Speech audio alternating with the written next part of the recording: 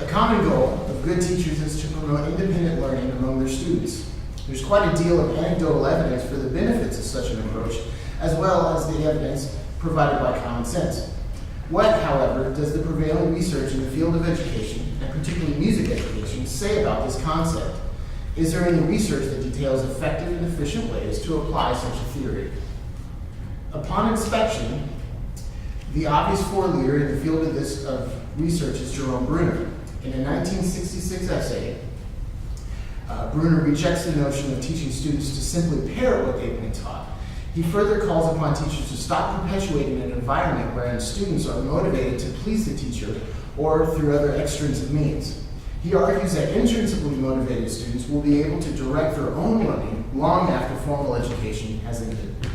We should aim, therefore, to de-emphasize extrinsic motivation and instead emphasize intrinsic motivation. Would developing intrinsically motivated learners lead students to continue their own education after formal education has ceased? According to Bruner, intrinsic motivation acting as a catalyst for learning means the child will make what he learns his own, discovery, and the sense of confidence it provides is the proper reward for learning. It, meaning intrinsic motivation, is a reward that moreover strengthens the very process that is at the heart of education, discipline and inquiry. A common precept of applied lessons is that the end result should be a student who can direct his or her own learning.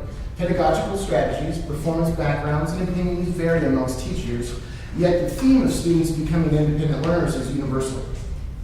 Promoting independent learning for students is a goal that requires considerable reflection by applied music instructors.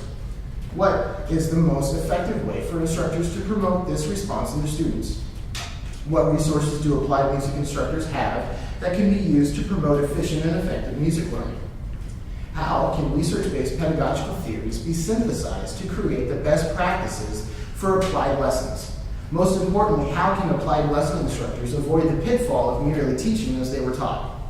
There are some resources available to the trombone teacher who is looking for an answer to these questions. Classic trombone methods such as Jean-Baptiste Arban's famous method for trombone, Oscar Bloom's 36 studies, and Johannes Rochu's Melodies Etudes teach trombone technique, phrasing, and bel canto musical expression, but are not derived from classic trombone solo literature. Bloom's 36 studies for trombone and Rochu's Melodies Etudes teach musical expression and develop fundamental technical skills. However, Jean-Baptiste Arban's famous method for trombone stands out among the classic methods. The sequential nature of the method prepares the trombones for the solo literature at the end of custom-designed exercises. Arban's famous method for trombone, however, was not designed to encompass the breadth of solo literature for the instrument, though it serves as a good model for sequential instruction on the selected repertoire. What other resources can be employed to aid in efficient solo performance preparation?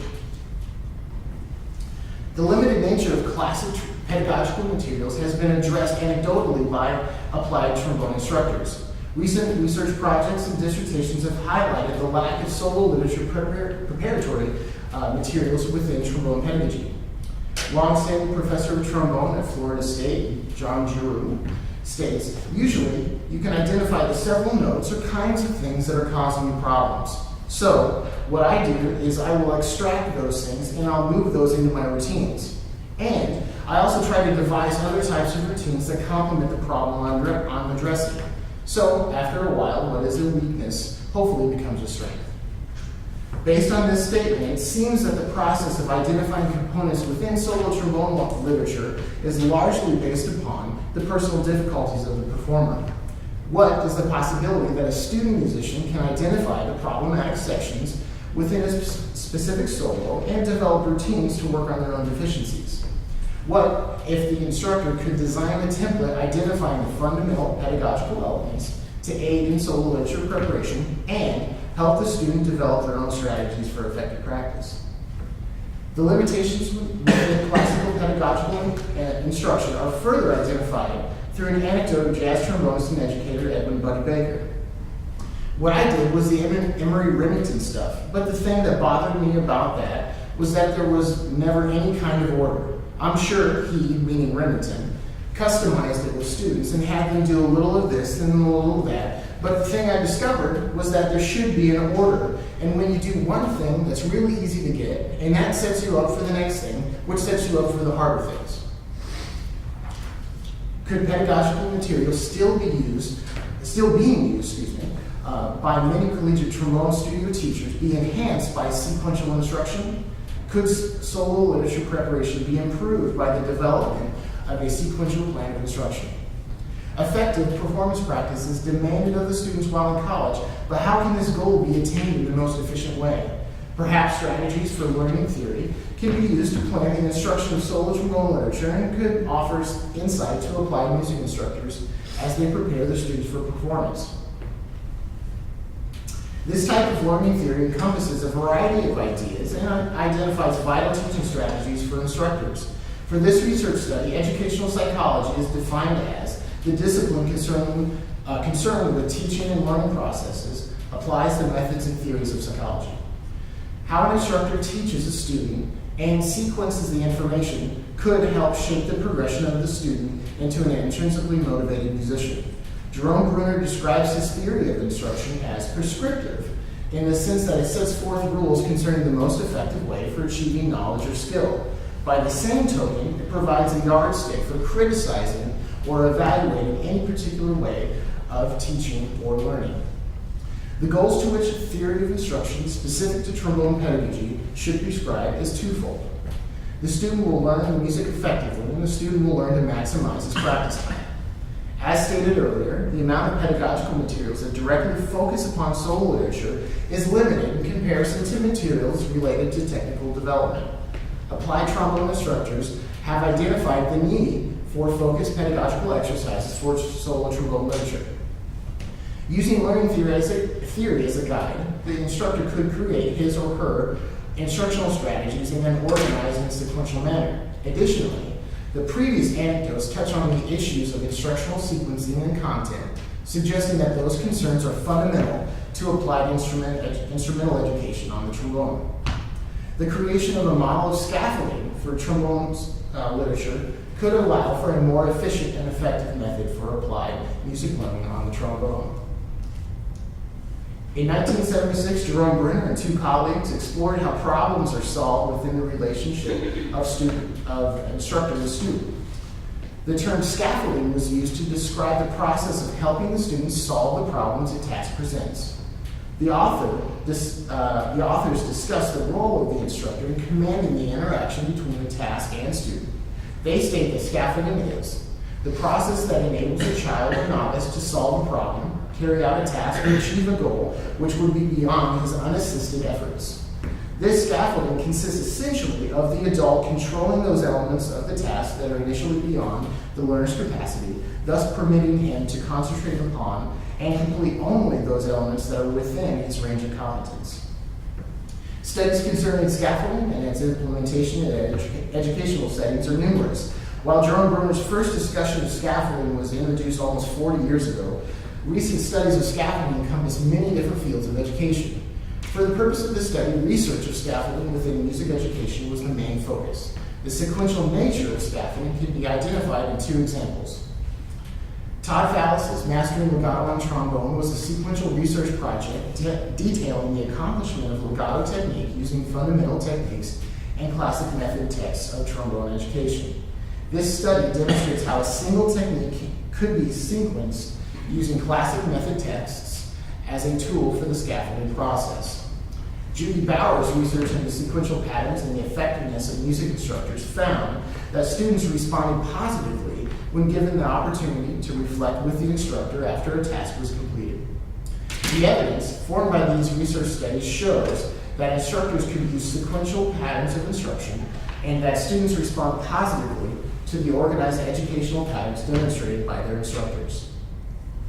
Other researchers have examined the responsibility of the instructor within a scaffolding educational model. Margaret Berg's excellent article promoting minds-on chamber music rehearsals outlines the four-part progression of student to musician and the role that the instructor assumes within an educational setting. Berg describes how the instructor could guide students through a chamber ensemble rehearsal. Within this study, the instructor is responsible for teaching effective communication skills between student musicians and providing opportunities for students to individually lead the rehearsal. Most importantly, Berg designed a written template to aid the student musicians' weekly rehearsals. The template was designed to develop student ensemble leadership and organize ensemble rehearsals. By using the chamber music rehearsal template, the students gained the ability to lead their own rehearsals once they learned how to effectively organize, record, and evaluate their own progress. The responsibility of an instructor within a scaffolding educational model is detailed further by Sylvia Golson in her research regarding violin pedagogy. This article expands the concept of instructor-student relationships to a mentorship, which aids in the student's progression to a mature musician. The researcher identified specific behaviors and strategies used by the instructor to develop a relationship with the student in order to assist his or her artistic development.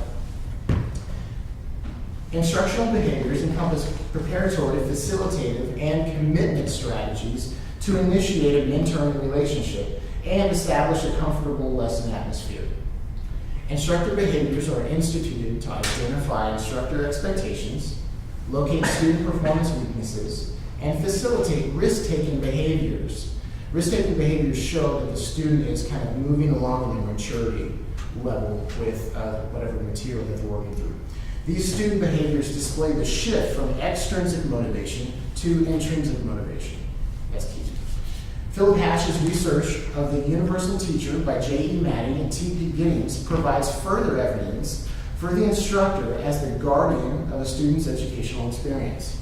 The instructor facilitates the student's learning through organized instruction.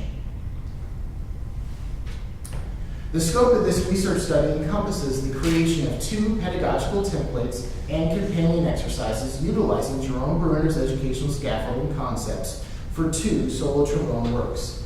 Field implementation regarding the efficiency and effectiveness of the scaffolding model within solo trombone literature was not explored in the current research study. The goal of this research was the creation of an instructional model for preparing solo trombone literature using Bruner's concept of scaffolding. The scaffolding research results were implemented by creating templates for preparing solo trombone literature created through a series of steps. First, the content analysis was performed calculating the solo recital submissions within the 2012 International Trombone Association Quarterly Journal. The collegiate level solo recital submissions were analyzed to identify the title of the solo trombone composition, the year of the student in college, and the frequency of performance throughout recital programs submitted in 2012. This is the results of the survey. The results of the content analysis calculated the frequency of trombone solos performed 3 times or more. The 2 most frequently performed solo trombone compositions were also chosen in consultation with Professor Timothy Anderson.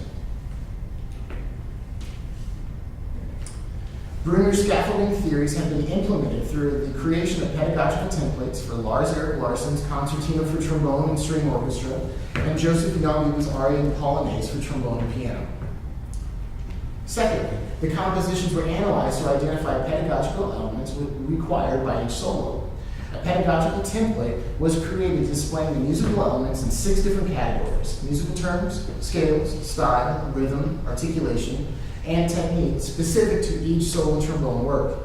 These templates were designed to identify the fundamental pedagogical elements and help guide students in developing their own strategies for effective practice. This is the template for Lars Erik Larsson. Lars Erik Larsson's Concertina for Trombone and String Orchestra was composed in 1955. Larsson has greatly defined the style of his concertina by employing an array of musical terms. All musical terms have been identified and defined to aid the student. The scales used throughout the concertina are somewhat complex due to the chromatic nature of this trombone solo. The majority of the solo centers on E major, along with chromatic scales, harmonic minor scales, and 2 major scales with the lower second. The different styles are clearly defined throughout the concertina. A pompous, march-like primary theme contrasts with the lightly articulated leggero and singing legato style. The pedagogical template identifies how the various rhythmic examples require a different articulation style. The technique required by Larsson's concertina is identified through the individual exercises. As you will see, each individual exercise focuses on a specific music passage or skill required by the concertina. For our first exercise, this is a source material, as you can see up on the board. The first section is measures 5 through 12, and the second section is measures 26 through 28, and these both occur in the first movement. As you can see, that opening phrase in the first section, that's the pompous march-like theme, followed by that leggero, very smooth eighth note run, and also the running eighth notes that aren't slow. That's that leggero-like articulation technique or articulation style that I described earlier. This is the first exercise. Exercise 1 develops the contrasting articulation styles and sequences the complex rhythms within the opening movement of Larson's concertina for trombone. This exercise combines the pompous march-like style with the singing legato styles found throughout the first movement. As you can see, the student is required to define the legato and articulated sections, while the challenging eighth note passages have been sequenced to allow for achievable success. Okay, as you can see, the eighth note passages have been changed to regular quarter notes, and then as the section comes back again in the second line, you can see here the quarter notes have been changed back to the original eighth notes there. Okay. The dynamics in the original solo have been included to maintain the musical character of the solo. The fermati throughout the exercise are included to facilitate student rest or repetition in these passages they need to do again. The very bottom line, this is the original phrase as it comes through again, and then the second frame here is the following passage as well. So the original passage has been included at the bottom of the exercise. This is a source material for exercise 2. This is 75 through 81 of the first movement. This occurs towards the end of the piece. It's a very smooth triple tongue passage. Exercise 2 develops the skills required by the triple tongue sections found at the end of the first movement. Each passage has been sequenced to develop clear articulation and slide movement. This particular exercise has benefited me greatly by identifying the particular areas of slow slide movement. Oftentimes, as a trombone player, we find that as we move forward or move back, either one can be slowed. Sometimes both, maybe just one on their own. However, the combination, moving forward and back at the same time, is what this exercise sequence is there. Okay. The performance tempo requires that the student is highly accurate with slide positions while learning to execute a legato triple tongue technique. Okay. And that's the exercise right there. As you see the first line, I've separated out that triple tonguing section there, and then slowly add them all back in, and then finally at the bottom of the line, that's the original music, as you can see. Here's the source material for exercise 3. Okay, this is measures 12 through 22 and measures 189 through 193. This both occur in the third movement. You can see there's a combination of leggero articulated passages combined with a very smooth legato style as well. So you have to be able to switch back and forth quite often. Okay. Exercise 3 sequences several passages while focusing on articulation style and double tonguing techniques featured in the final movement of Larson's concertina. This exercise combines the beginning and ending measures to focus on the challenging slide technique passages. As you can see, the student is required to lightly articulate through sequence double tonguing passages. The end of the first line, the sequencing I'm referring to, is that those two 16th notes, the C sharp and the A natural going down to the F. As you can see, the student is required to go down in the original music, but in the exercise they're required to go up and down as well. And that repeats the second line, and then eventually they get to the original music as well. And the final line is the different section that's been sequenced as well.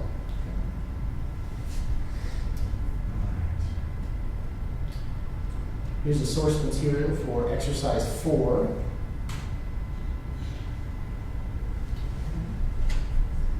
Again, it's very similar, articulated 16th notes that require double tonguing, and also a very smooth legato line. The final exercise sequences multiple tonguing passages while defining articulation styles in a similar manner to the previous exercise. Okay. Here's the exercise there. The student is required to perform several tasks within this exercise. First, the student will navigate a sequenced upper range passage while articulating differing styles. Second, the student will combine the first passage with a sequence multiple tongue example. Finally, the student will focus on a differing sequential tonguing passage for clarity and slide technique.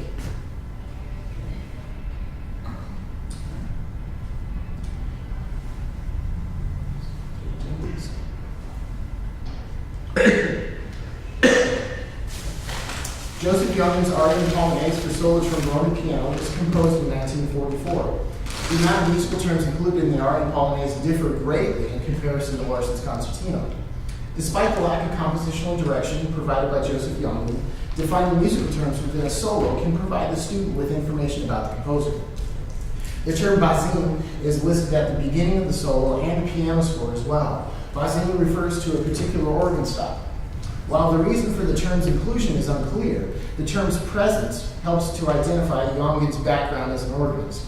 The fluid legato passages and the constant harmonic movement of the aria and polonaise could be a result of Jongen's musical background. The scales used throughout Arian Polonaise were largely major in tonality, though B-flat minor and several chromatic passages are present.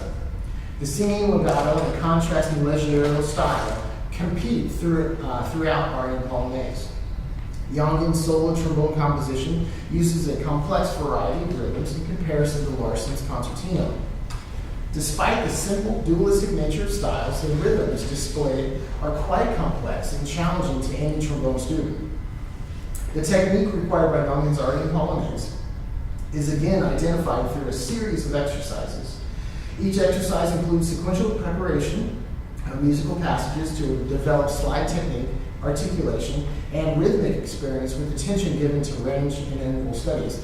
I didn't explain with the last frame, but if you can notice here, in the rhythm section, I've included additionally through into the articulation section. So what they'll see in the rhythm is defined in the articulation section as well. So that's fairly universal for the student to identify. Okay. Here's the very first exercise. The first companion exercise for Jongen's Arian Polonaise develops the expansive range and intervals while requiring the student to maintain steady airflow. Each passage taken from the beginning section of the aria become steadily more difficult as the intervals and range become greater. The intervals and range requirements for Arian Polonaise are only successful if the student can demonstrate a steady airflow through the trombone.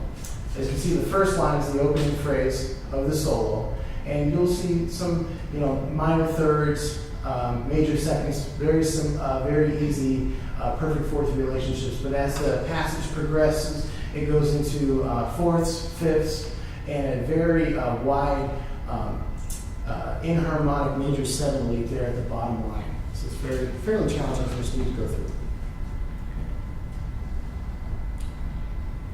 Here's the source material for the second exercise. It measures 141 to 145. This is a very simple arpeggiation of a C major chord. But then at the tail end, Jongen throws in this very fast triple tongue section leading into some 16th notes that make it fairly difficult. Here's the exercise 2. Exercise 2 sequences a passage from the final solo measures to develop varying articulation styles and accurate slide technique. As you can observe, the rhythm and articulation styles have been sequenced to promote accurate slide technique and steady airflow through the trombone. The final triplet passage outlines the suggested slide positions so that the triplet passage can be clearly articulated. As you can see, the arpeggio is just separated out, it's been sequenced as well, and then it's thrown in the third line as it's originally written.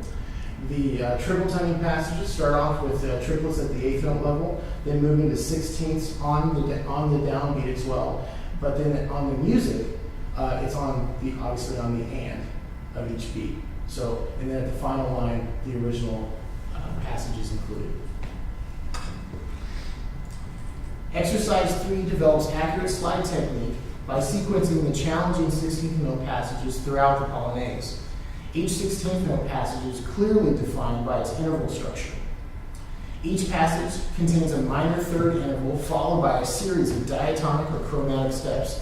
These passages are difficult because of the inharmonic spellings and the required alternate slide position. These, as you can see at the end of each line, that's how it's originally occurred, or how it originally occurs in the solo. And then the student is required not only to ascend, okay, but also descend as well throughout the exercise. So each passage has been, requires the student to go up and down as well. So it's just a very simple kind of written out practicing style. This is the source material for exercise 4. This is measures 82 through 89. As you can see in the music here, it states this is that leggero, lightly articulated 16th passage. This can be single tongue. This is not double tongue like the Larsen concertino work. And then it's followed by a very quick run up to a natural, and then that's where the slurring comes in as well. We also have to define the non-slurred 16th notes. So it's a very difficult passage in the solo. And here's exercise 4. The final exercise sequences the passage while developing the articulation styles and rhythms used throughout the composition. As you can observe, the leggero articulation style is developed throughout each passage, while the student is required to maintain a forward-moving airstream. The sequential nature of this exercise is displayed through the gradual inclusion of articulation and rhythmic complexity. Okay. The opening line is how it's written, so that run up to the A natural, so the student can focus just on that section.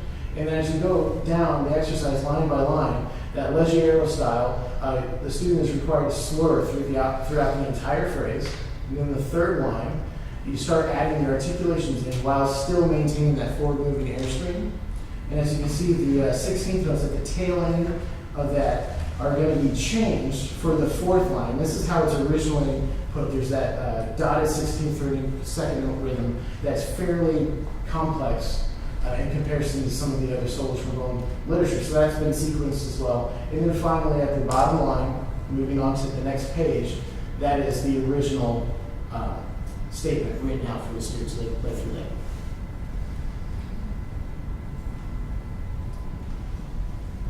As I have demonstrated, there's a growing need for efficient and effective pedagogical materials for solo trombone preparation. Additionally, every teacher wants to work with intrinsically motivated students. However, the current outdated collegiate education model may be serving to do just the opposite. Creating a scaffolding model for preparation of solo trombone literature using the theories of educational psychologist Jerome Bruner could foster the development of intrinsically motivated students. Additionally, intrinsic motivation could be developed if students were inspired to create their own exercises and pedagogical tools for efficient and effective solo preparation. Thank you.